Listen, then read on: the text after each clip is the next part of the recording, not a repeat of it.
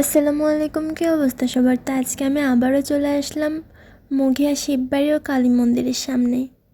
তোমাদের রিকোয়েস্টের জন্য আমি সেকেন্ডবারের মতো আবারও এইখানে চলে আসলাম। তোমাদের ভিতর অনেকেই আমাকে কমেন্ট করে বা ইনবক্সে আমাকে বলো যে আপু, তোমার ফোন থেকে আগে যে ভিডিওগুলো করা ছিল সেগুলো তুমি ক্যামেরা দিয়ে আবার করো।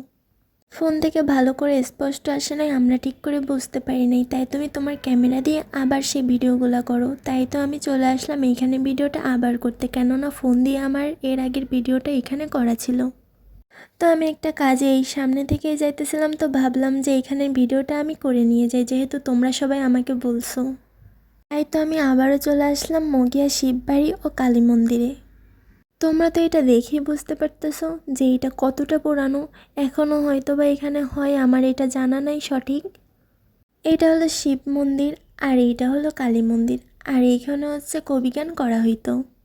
আর এইটা প্রায় এখন থেকে 100-150 বছরের পুরানো, যা তোমরা দেখে বুঝতে পারতেছো। আর এইখানে অনেক বড় করে পূজা হইতো। আর এটা যে বানাইছিল সেই জমিদার বাড়ি এইখান থেকে আরেকটু সামনে। তোমরা যদি চাও তাহলে আমি ওইখানের ভিডিও আবারও করে নিয়ে আসবো। আর এর আশেপাশে কাদের কাদের বাসা আর কারা কারা এইখানটা চিনো, সবাই আমাকে অবশ্যই কমেন্ট করে জানাবা। আর কার কার বাসার আশেপাশে ভিডিও করার প্লেস আছে তারা আমাকে অবশ্যই বলবা। তো আজকের ভিডিওটা এই পর্যন্তই ছিল। আল্লাহ হাফিজ।